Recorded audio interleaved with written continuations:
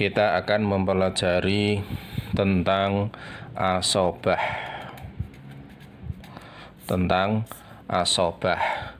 Asobah itu kita artikan secara sederhana adalah sisa. Maksudnya adalah sisa dari harta warisan setelah diberikan kepada ashabul furud. Ashabul furud itu adalah orang yang menerima bagian warisan dengan jumlah atau ketentuan atau kadar tertentu. Asobah ini sebalik dari ashabul furud. Ashabul furud mendapatkan bagian yang sudah ditentukan. Istilahnya sahmun muqaddar. Sementara asobah adalah sisa. Ada 3 ketentuan dalam pengertian asobah. Yang pertama adalah kullu warithin laisa lahu sahmun muqaddar. Ini yang pertama. Kullu warithin laisa lahu sahmun muqaddarun. Yang kedua, wa ya'khudhu kullal mali idzan farada. Yang ketiga, wa ya'khudhu al-baqiya ba'da ashabil furud. Yang ketiga. Yang pertama, kullu warithin laisa lahu sahmun muqaddar. Setiap ahli waris yang mana tidak memiliki bagian yang ditentukan. Artinya, ketentuan atau bagian persentasi ahli waris asobah itu tidak sebagaimana ashabul furud. Artinya tidak bisa kita artikan setengah atau misalkan sepertiga dari harta warisan, atau tidak bisa kita artikan dia mendapat misalkan seperempat, tidak bisa mendapatkan seperdelapan, tidak dengan hitung-hitungan per berapa itu, karena tidak mendapatkan sahmun muqaddar, bagian atau ketentuan yang pasti. Yang kedua, wa ya'khudhu kullal mali idzan farada. Seorang asobah bisa jadi akan menerima seluruh kullal mal, seluruh harta warisan apabila dia sendirian. Artinya sendiri di sini adalah 1 derajat, meskipun bisa jadi 2 orang. Misalkan anak laki-laki, seorang mayit hanya meninggalkan anak laki-laki. Misalkan anak laki-laki 2, ini kan 1 derajat. Maka anak laki-laki ini otomatis menjadi asobah, menerima seluruh harta waris. Artinya ketika mayat tidak punya saudara, mayat tidak punya ayah, tidak punya suami atau istri, tidak punya ibu, hanya memiliki satu-satunya adalah 2 anak laki-laki atau 1 anak laki-laki, 1 anak perempuan, maka kedua anak itu menjadi asobah yang mengambil kullal mal, seluruh harta warisan. Ketentuan yang ketiga, wa ya'khudhu al-baqiya ba'da ashabil furud, mengambil sisa. Al-baqi itu sisa. Ba'da ashabil furud, setelah memberikan bagian kepada ashabil furud. Ashabil furud tadi orang yang mendapatkan bagian warisan dengan sahmun muqaddar, dengan jumlah yang sudah ditentukan. Artinya misalkan orang yang mendapatkan 1/4 dikasihkan dulu, orang yang mendapatkan 1/2 misalkan dikasihkan terlebih dahulu, nah nanti sisanya itu adalah milik asobah. Asobah ini macam-macam asobah, ada 2, asobah sababiyah dan asobah nasabiyah. Asobah sababiyah ini adalah asobah karena memerdekakan budak. Ini dalam konteks sekarang tidak berlaku lagi. Tidak berlaku lagi karena tidak ada budak di zaman saat ini. Kemudian nasabiyah, dari kata nasab, keturunan. Kemarin kita sudah menyinggung Misalkan ada bapak ke atas atau ada anak laki-laki ke bawah, itu namanya nasab. Yang ke atas namanya usul, yang ke bawah namanya furu'. Nah, nasab ada 3 macam, bin nafsi yang pertama, yang kedua bil ghair, kemudian yang ketiga adalah ma'al ghair. Ketentuannya bin nafsi itu berarti laki-laki. Bil ghair perempuan bersama dengan asobah bin nafsi. Saya ulangi, bin nafsi itu mesti laki-laki. Bil ghair perempuan bersamaan dengan bin nafsi. Berarti perempuan dengan laki-laki bersamaan dengan laki-laki yang sederajat. Ma'al ghair ini perempuan. Oh, ternyata perempuan juga bisa menjadi asobah. Ini bin nafsi sekarang. Asobah bin nafsi berarti semua laki-laki. Kita urutkan atau kita kembali sedikit di pelajaran sebelumnya. Antara anak dan ayah kuat anak. Maka urutannya adalah dari furu' dulu, kemudian ketika furu' sudah tidak ada, maka kembali ke usul.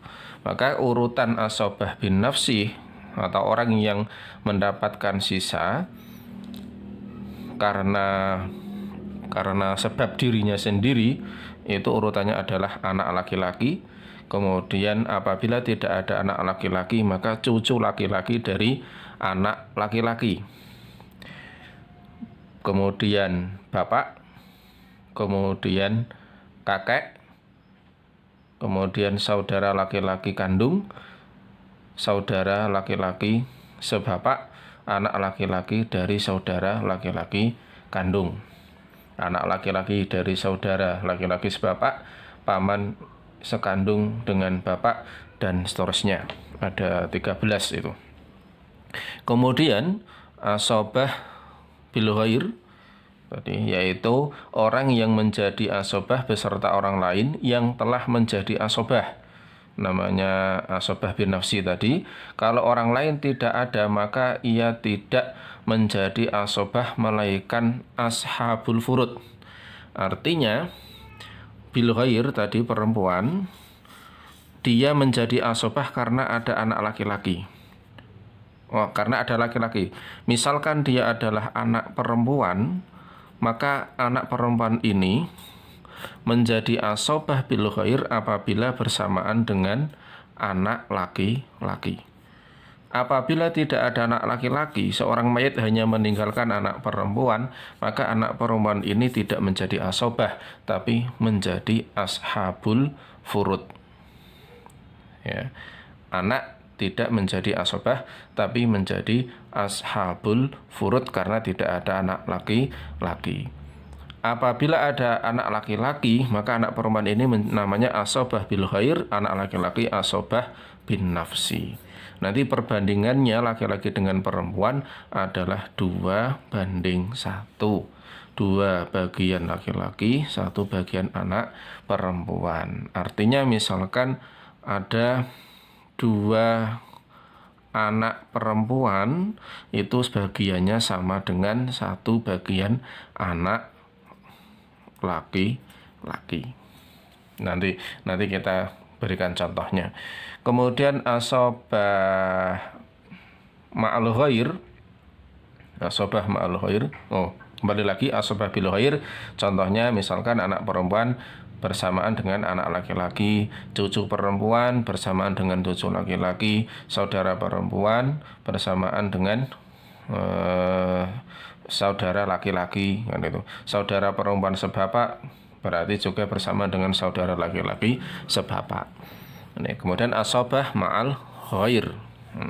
Ma'a itu artinya bersamaan atau beserta, yaitu adalah orang yang menjadi asobah karena disebabkan ada orang lain yang bukan asobah. Bedanya dengan bil ghair, kalau bil ghair dia bersamaan dengan asobah bin nafsi. Kalau ma'al ghair dia menjadi asobah karena bersamaan dengan perempuan lain yang dia adalah ashabul furud atau bukan asobah. Ini ada dua orang. Yang pertama adalah saudara perempuan kandung, saudara perempuan kandung ketika atau saudara perempuan seayah ketika ada anak perempuan. Saya ulangi, saudara perempuan sekandung atau saudara perempuan seayah ketika ada anak perempuan. Kalau ada anak laki-laki, maka saudara tadi mahjub. Ini pelajaran kemarin, mahjub. Tapi kalau tidak ada anak laki-laki, dia hanya bersamaan dengan anak perempuan, maka saudara tadi menjadi asobah ma'al ghair, sementara anak perempuan menjadi ashabul furud. Oke, sekarang kita mencoba menghitung ya. Ini ada contoh, misalkan ada seorang mayit, yang mana ahli warisnya adalah terdiri dari ayah, misalkan. Yang pertama ayah, yang kedua istri, yang ketiga anak laki-laki, misalkan anak laki-laki 1, kemudian punya anak perempuan 2, kemudian punya saudara 2. Kita asumsikan harta berjumlah 24 juta. Nah, coba mari kita hitung bersama-sama.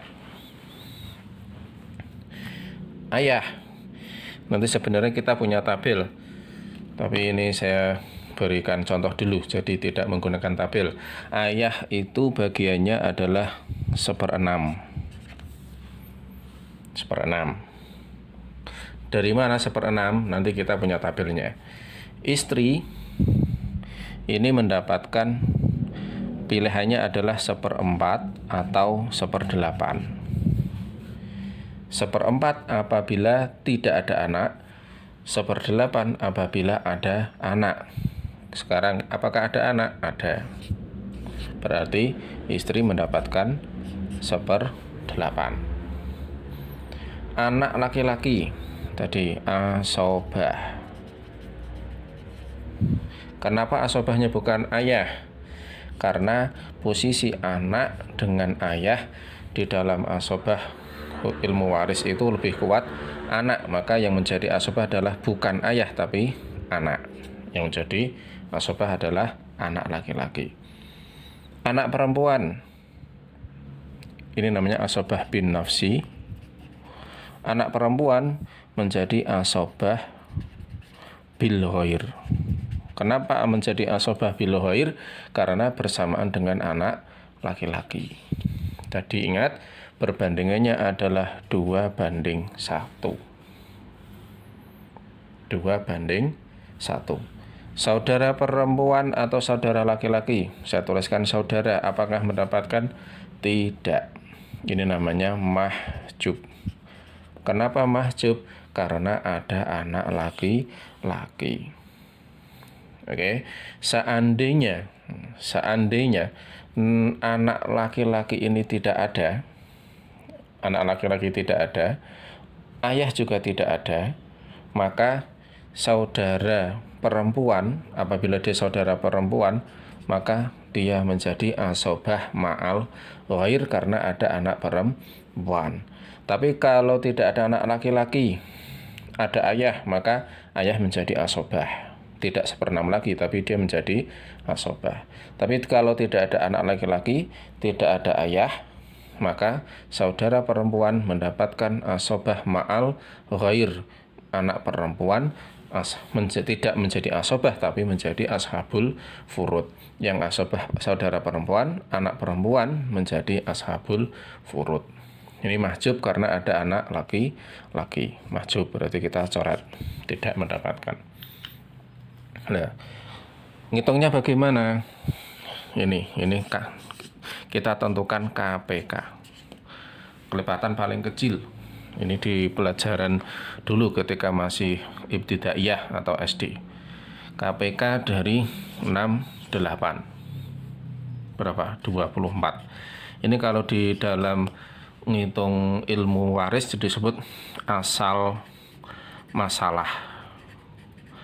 Di asal masalah itu KPK-nya. Asal masalahnya berapa? 24.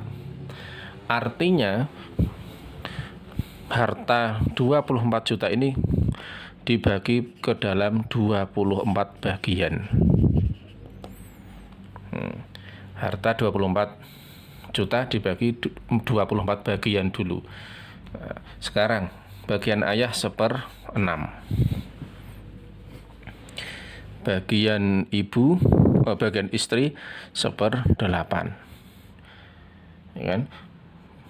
Bagian anak laki-laki dan anak perempuan adalah sisa. Nanti totalnya adalah 24 juta atau 24 bagian. Kemudian kalau kita ngitung, ya seperti dulu ketika kita sekolah, artinya ini kalau kita KPK-nya atau asal masalahnya 24, berarti kan 24 bagi 6, 4, berarti 4/24. Ditambah 24 bagi 8, 3. Kali 1 berarti 3/24. Ditambah sisa, sama dengan 24. Berarti bagian ayah berapa? 4 bagian. Berarti 4 juta. Bagian istri 3 juta. Berarti 7 juta. 24 diambil 7 sama dengan ada 17 juta. Sisanya adalah 17 juta. 17 juta dibagi ini anak laki-laki 1, anak perempuan 2 dengan perbandingan 2/1. Ya, 2/1. Berarti ngitungnya begini. Anak laki-laki berarti di mana ini? Di sini ya. 2/1 ya. Berarti 2 dikali 1 anak laki-laki sama dengan 2. 1/1 tadi 1 dikali 2 anak perempuan sama dengan 2. 2 tambah 2 sama dengan 4. Artinya 17 juta ini dibagi menjadi 4 bagian. 4 bagian. Ya, nanti ini kan enak, ini sudah 2 berarti untuk anak laki-laki ya 17 juta dibagi 2 sudah ketemu karena setengahnya. Dan setengahnya berarti untuk anak laki-laki ya berarti berapa itu? 17 dibagi 2, 8,5. Untuk anak laki-laki 8,5 juta. Kan sudah ketemu. Terus bagian milik 2 anak perempuan berarti 8,5 juta. Kok sama? Oh, belum selesai. Ini belum selesai. Tadi kan 2, oh berarti dibagi 2. Berarti masing-masing anak perempuan mendapatkan 8,5 bagi 2. Berarti 4,25. 4,25 itu setengahnya 8,5. Artinya 2/1. Ya, 2/1. Nah, ketemu kan? 2/1. Caranya seperti itu. Nah, ini gambaran bagaimana ketika kita mensimulasikan tentang asobah. Nanti insya Allah akan kita buatkan contoh-contoh lain cara menghitung ashabul furud dan asobahnya nanti di pelajaran yang setelahnya. Nanti kita kirimkan tabelnya untuk teman-teman semuanya. Terima kasih. Assalamualaikum warahmatullahi wabarakatuh.